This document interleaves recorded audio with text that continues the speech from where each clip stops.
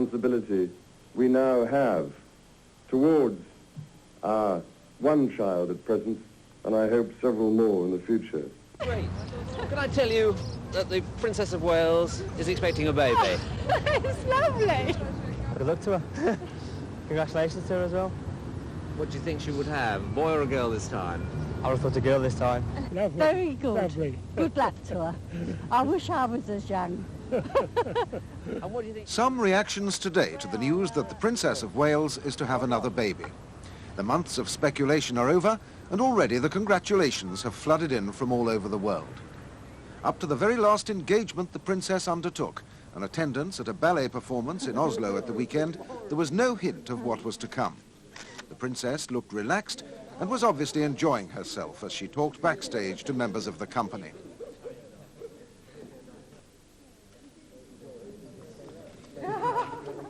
It was almost as if she was determined to keep things secret from those men and women of the media who travel everywhere with her and who try to interpret her every move.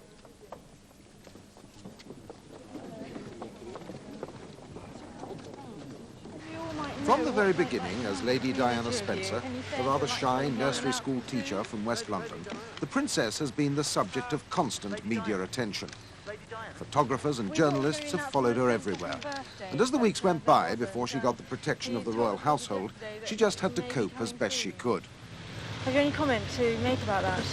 Lady Di. Lady Diana? No comment all round. Did you have a good weekend though? It's work now. Okay. When eventually the Princess did speak to the press, Prince Charles was at her side. For you, and now all of a sudden you can come and stand here in front of the cameras hand in hand. Has it been a strain trying to carry out a courtship without anyone knowing? What do you think?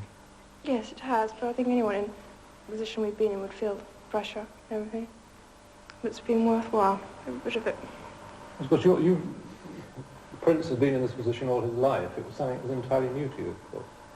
Yes, but I hope I coped all right. Still around, anyway. I think everyone's full of admiration for the way you did cope. The publicity now was on a different scale.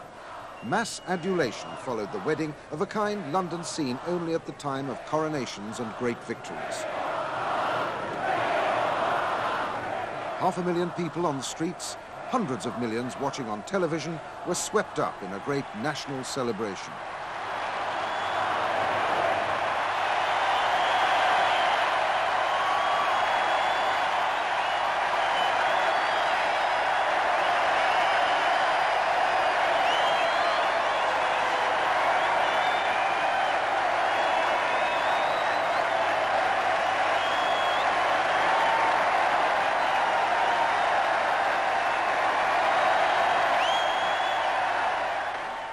Away from the glamour and romance of it all, the couple set up home in Gloucestershire at Highgrove House, a Georgian mansion in 350 acres that the Prince had bought for about £800,000. The Princess set about furnishing the place, turning it into a home for herself, the Prince, and about 11 months after the wedding, for her firstborn child, Prince William. The baby was born on June the 21st, 1982, in St Mary's Hospital, Paddington. 2 days later, Prince Charles collected his wife and newborn son and took them back to Kensington Palace. An informal start to life for a prince who is heir to the throne.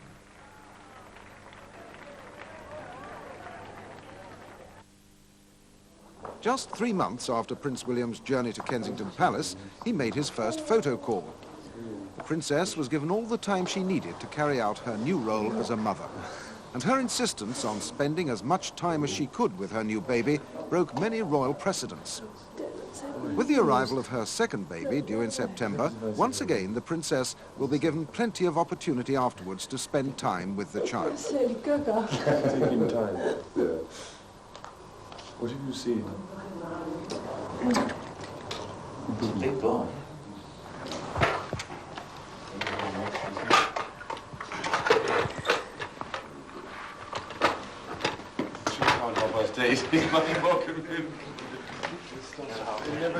The gap between the birth of Prince William and the first of the Princess's long series of engagements on a 40,000-mile Commonwealth tour was about 9 months.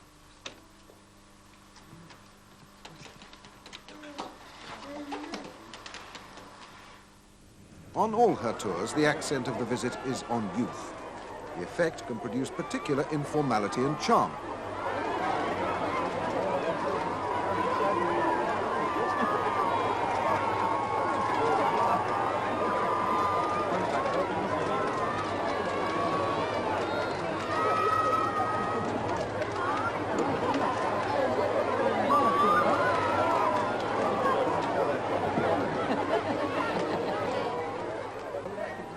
This was Australia's famous Alice Springs School of the Air.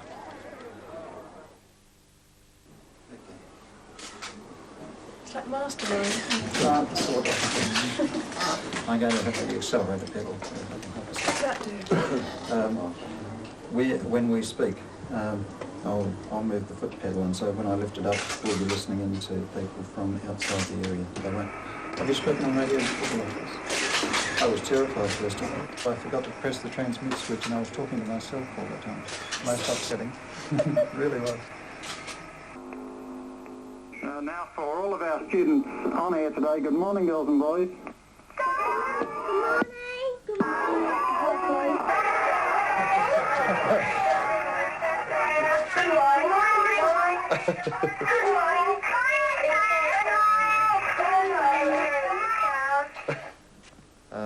With your permission, Your Royal Highnesses, there are a number of our students who would like to ask you some questions. So I hope you enjoy these. Stephen Beasy out at Ayers Rock. Stephen is in transition, which means that he's about 5 years old.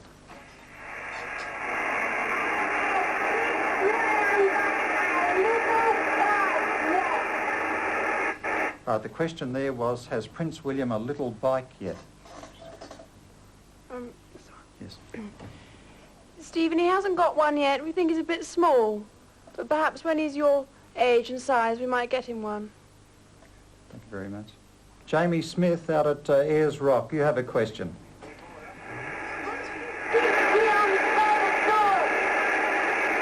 Does Prince William have a favourite toy?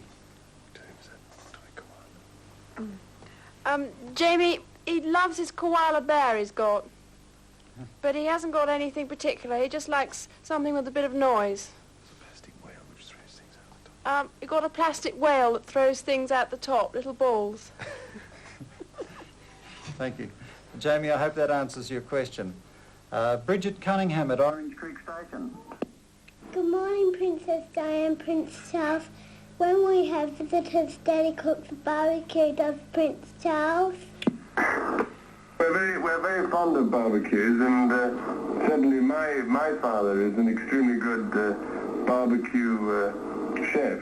But unfortunately, where we are in Britain, the weather is never really good enough for barbecues regularly.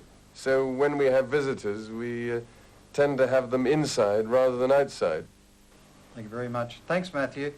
Your Royal Highnesses, may I thank you both for taking the time to speak to our isolated children in Central Australia. It's been wonderful having you here. That now ends our special broadcast, so cheers, girls and boys.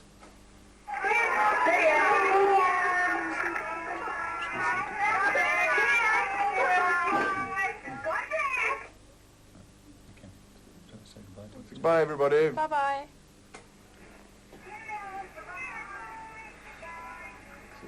To the Princess's evident relief, then, her first speaking engagement abroad was over.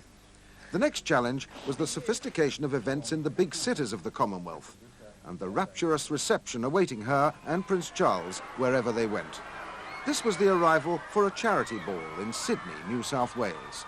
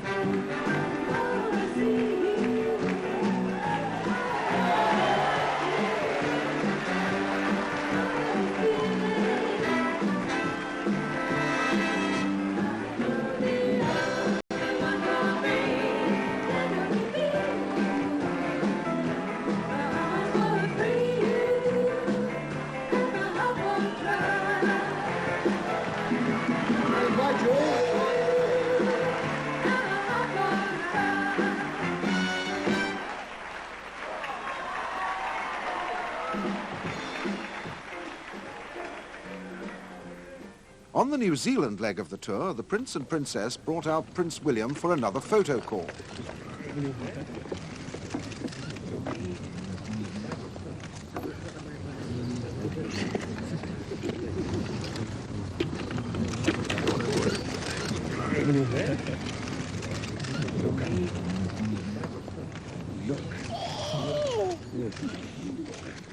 Traditionally, royal babies were always left at home when their parents travelled abroad on official duties, and there were those in royal circles who felt this should have been the case on this occasion. But the princess, backed by her husband, had insisted that on such a long trip, Prince William had to come with them. And so young William became the first royal baby to go on an official Commonwealth tour with his parents.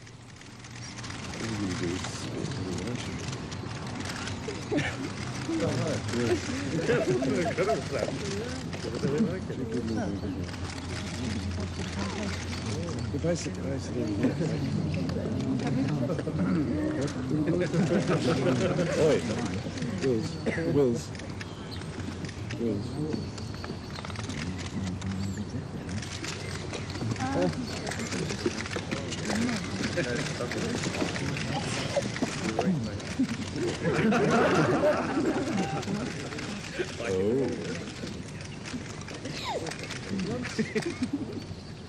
Perfect, right.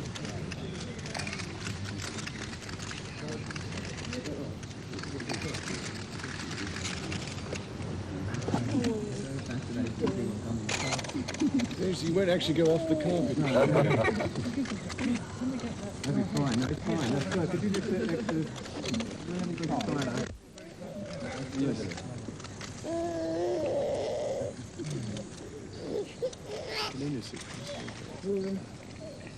Later in the year, when the princess visited Canada, Prince William didn't go with them. The tour was much shorter, but even so, while the princess was meeting the Canadian dignitaries, she was missing Prince William's first birthday party going on at that moment 3,000 miles away in Buckingham Palace.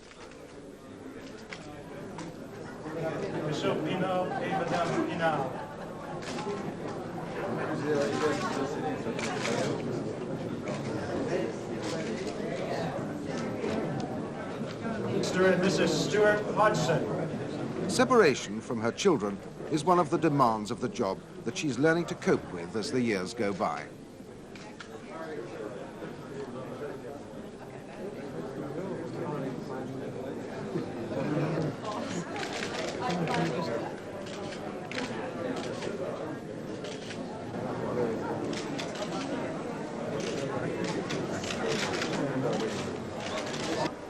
Away from the banquets out on the streets, the pressures on the princess are just as great. In Ottawa last summer, the Canadians gave the royal couple the kind of reception that was well beyond the kind of welcome given to a visiting head of state.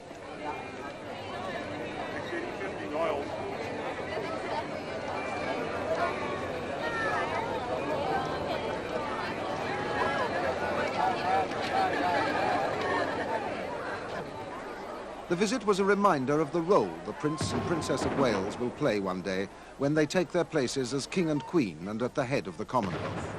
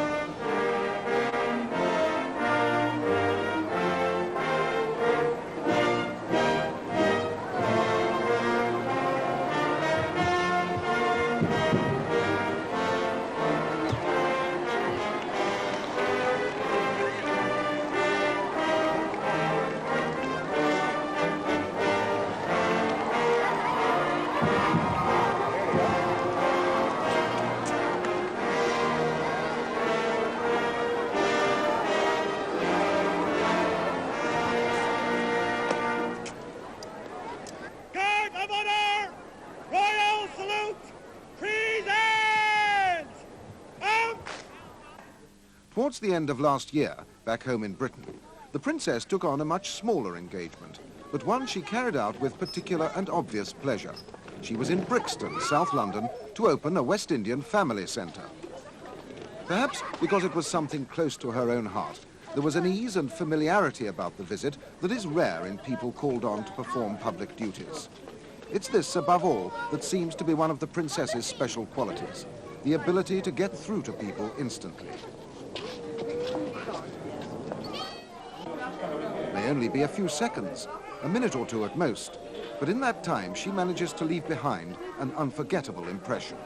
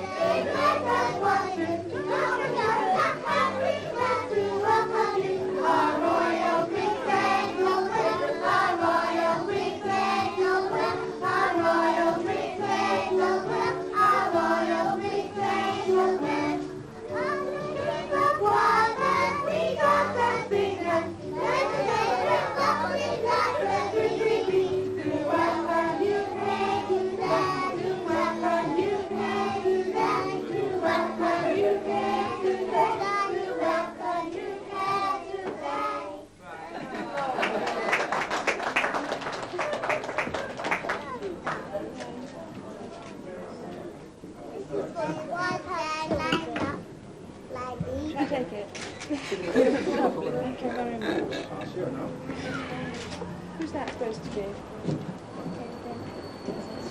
that's the little one, isn't it? Did you stick on the sun?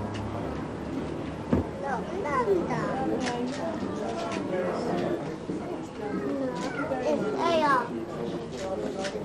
Lovely singing. Aya. Right, dance. Aya.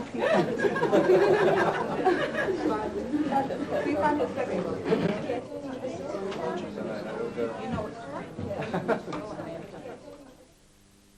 And with me now is Kate Adie, the BBC's court correspondent. Kate, how do you react to the fact that nobody seemed to have a clue that the Princess was expecting a second baby? Well, I don't know about my own reaction, but when you look at the way the press has been speculating, in fact, everyone's been speculating on what is, in fact, a very private and personal matter between the Prince and Princess, I suppose they've done jolly well to keep things quiet. There's been a prediction pretty well every 2 months in the national press that, yes, she's going to have her second baby. And I think this time Buckingham Palace will be sitting there saying, this time we managed to keep it quiet. And yet they chose to allow the Princess to go to Oslo on what was, her second official royal tour abroad. Yes, but I don't think there's any idea that they should restrict her activities. I mean, she's very fit, very healthy, very energetic, and there's no reason at all why she shouldn't undertake quite a lot of engagements. They have said that they see her going on for some time yet, fulfilling public engagements. What they have done is already announced the cancellation of the visit to Italy, which was due to take place in October, a big official visit involving all sorts of things, very hectic, not the least being Italian paparazzi photographers. It would have been a very difficult tour, and they've said no to that and told the Vatican and the Italian government. So that's out. So she doesn't have the strain of that to look forward to. Well, how will it affect the visits in this country that she and Prince Charles have undertaken? Well, she'll undertake quite a few more. The palace is just saying, no, we're not going to put a stop on them straight away. What they will be worried about is what happened during the first pregnancy, where there's an enormous amount of pressure on her. She's still very young. She's still very new into what, the palace calls the job, and it is a very strenuous job. There was a lot of pressure last time during her pregnancy, all during her life now. She's an international superstar. She's not just a member of the British royal family. She's phenomenally famous. She's phenomenally well known. And everywhere she goes, there's huge publicity. There are thousands of people who want to see her. There are hundreds of photographers who want to take pictures. So any pressure on her it's very hard to understand how great it is. So they will be keeping a very sharp eye on her to see that it doesn't affect how she's feeling. Now, can we look at it constitutionally? How pleased will the Queen be, for example, that they're expecting a second child? Well, I don't think they actually count in numbers and say, now we've got 1, 2, and now 3. I don't think things are done that way exactly, because there are, of course, a huge number of people in line for the throne. I think what happens, and what is well known about the royal family, is that the Queen, who had 2 young children and then became Queen while those 2 children were very young, it is known that she always felt that she really missed the young childhood of her children, and she missed being able to be with them, because she had to take on the duties of being Queen very early. I think she's very keen, and she said so, that the Prince and Princess should have a time as a family to bring up young children and be with them before any greater duties come their way. And I think that's obviously the case, where if there's another child there, well, that's nice for them. It becomes much more of an ordinary, as much as the royal family ever has, an ordinary family life. Prince William's most recent photo call with his parents was at the end of last year, just before Christmas. More likely than not, his next will be at the end of this year, when the cameramen will hope to record for the world to see his reactions to the arrival of his new brother, or sister, of course.